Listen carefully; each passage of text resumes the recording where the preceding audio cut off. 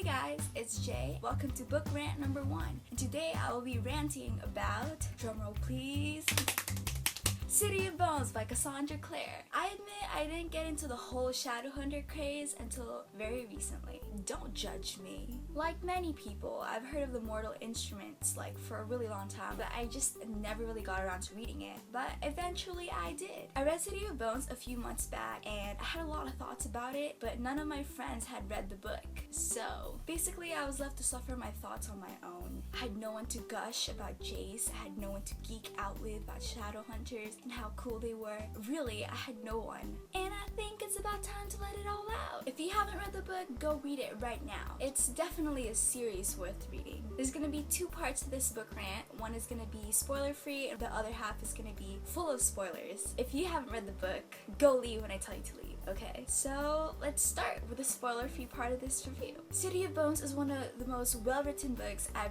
read in a while. Cassandra Clare writes the Shadowhunter world so vividly, and like everything she writes down on the book, you can just imagine it in your head. And I can't even stress the fact that Cassandra Clare has her whole story. It's so well thought out. It's like she knows every single event that needs to happen. I have read the rest of the books.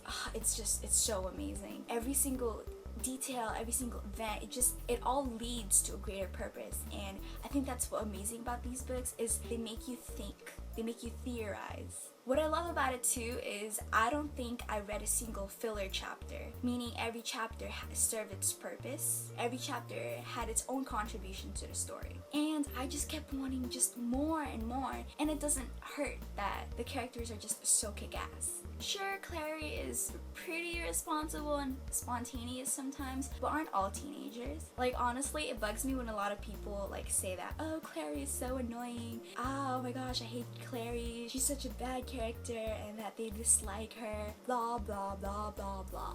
They act like they've never been irresponsible or spontaneous before. And I think that's what I love most about Cassandra Clare's characters. She's true to them. She doesn't try to sugarcoat how teenagers act, and I think that's the best part. Also, there's like an enormous amount of people in Cassandra Clare's books. Like there's a variety of them, and what I love most especially is the fact that Cassandra doesn't leave a single character like out. She manages to touch on each one of them. For example, even when a character is not in the scene, you as a reader, you're thinking, oh, where is this character? I mean, what is he doing? What is she doing? And that's what I like most about this book. The fact that Cassandra Clare makes you care and she makes you love all the characters, not just Clary and Jace or Simon. Okay, well, it's time to get crazy, so if you still haven't read the book, you need to go leave now. When you finish reading the book, come back and then we'll talk. So first of all, let's get down to the Pandemonium Club. I love the Pandemonium Club. Pandemonium, ha, get it? At first, I was just trying to get a feel of what the story was like. Okay, so Clary and Simon are at this club, and there's this guy with a fake blade trying to get into the club. It was totally not fake. Turns out he's a demon, and Clary sees Jace, Alec, and Isabel kill him. And of course, Clary freaks out. I mean, I would have freaked out too, honestly. Wouldn't you, if you saw some people just kill a seemingly innocent guy? And so then she starts seeing Jace everywhere, but other people can't, like Simon can't see him. I see where this is going. They are totally meant for each other. I mean, what else could it mean? And besides, I don't object. Clace for life. And can I just say that Clary was so kick-ass when she killed that Ravener? And she killed that Ravener using the sensor that Jace gave her, which is very appropriate because even though he wasn't there, he was still the reason why she was alive. And then she finds out that her mom was kidnapped by Valentine, this crazy guy. And like I was freaking out for Clary, because it's like, what do you do when your only parent disappears? Where do you go? And where does she go? To Jace at the Institute. Also, by the time I find out that Alec is gay, I was just like, what? Seriously, it was like a bomb that dropped like out of nowhere. And apparently Clary had noticed, but I sure didn't. Like, I never would have even guessed that Alec was gay had Clary not like just pointed it out and randomly asked Isabel, is Alec gay? And I have nothing against that. I love Alec. He's amazing.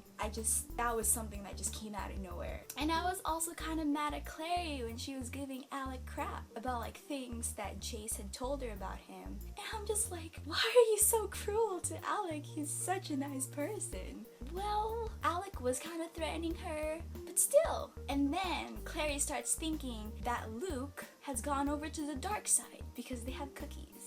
But I, for one, firmly believe that Luke was a good guy. I didn't believe that he would just betray Jocelyn and Clary. I had a really strong feeling that he was doing what he was doing to protect Clary because he already knows that Jocelyn got kidnapped and he's trying to do what he can to save Clary. And I think Clary was just so used to her whole life feeling like a lie now, and that's why she started thinking that Luke might have betrayed her. It sucks, because if now it feels like everyone's just against you. And then we meet Magnus, High Warlock of Brooklyn, and he totally has the hots for Alec. I see where this is going. They are totally meant for each other. It turns out that Jocelyn, Clary's mom, got Magnus to put a spell on Clary to erase her memories of the site since she was a kid. And can I just say, putting a spell on your child fixes nothing. It only shelters them from the real world, and then when they find out about the truth, all hell breaks loose, and that's exactly what happened. And then, of course, Simon turns into a rat and is abducted by vampires. What? And there's this whole big adventure to save Simon, and it's all badass. Okay, I know I'm going out of order, but bear with me. I'm kind of like trying to remember the things that stuck out of my head. And of course, love triangle alert. Simon, the cute, adorable best friend, and Jace, the mysterious, handsome shadow hunter. But Clace for life, Sizzy for life, and Malik for life. Yeah, let's end it at that. And don't even get me started with that greenhouse kiss. Like thinking about it still gives me shivers. I mean, everything about it was just so sweet. I mean, he remembered her birthday, he got her food, gave her witchlight, and then the blooming flowers at midnight. You just can't ask for anything more romantic. And that kiss was totally hot. Everything just felt so surreal. It was just so magical. That was like the best first kiss I've ever read. But I did feel really bad for Simon. I mean, come on. Dude has been in love with Clary his whole life. And then Jace, who she's barely known, kind of just steps in and takes her away. Simon catches them kissing outside, like in the hallway. I thought what really sucked was like Clary just kind of took a step back from Jace and was just, oh, it was just a kiss. Like it totally meant nothing. Ouch. Okay, so let's end this rant at the major plot twist, because you just can't end City of Bones without talking about the great plot twist. As it turns out, Jocelyn was married to Valentine, and Clace, and Jace and Clary are their kids, meaning their brother and sister. Incest alert. Like, I couldn't believe what I was reading, despite the fact that knowing that they were brother and sister, I shipped them so hard. And so you know what I did? I looked things up, because I just couldn't handle not knowing. And I know it's bad, but you know what? I took it at my own discretion. I took the spoiler on my own discretion. So I do not encourage spoiling yourself, but if you're just the type of person who just can't handle, like you just can't go on reading knowing it's incest, then look it up yourself. And that's the end of this book rant. I will be doing the Mortal Instruments in order, so City of Ashes will be next, so look out for that. And if you guys enjoyed my book rant, please give this a thumbs up and subscribe to me. It would mean the world. I'm still trying to build up my YouTube community, so yeah, I would love to meet you people. And maybe if you guys have thoughts about City of Bones, comment below and we can talk about it. And before I go, one of my favorite quotes from the book is, "Where there is love, there is often also hate. They can exist side by side." So yeah, I hope you guys enjoyed my book rant, and I'll see you guys at my next episode.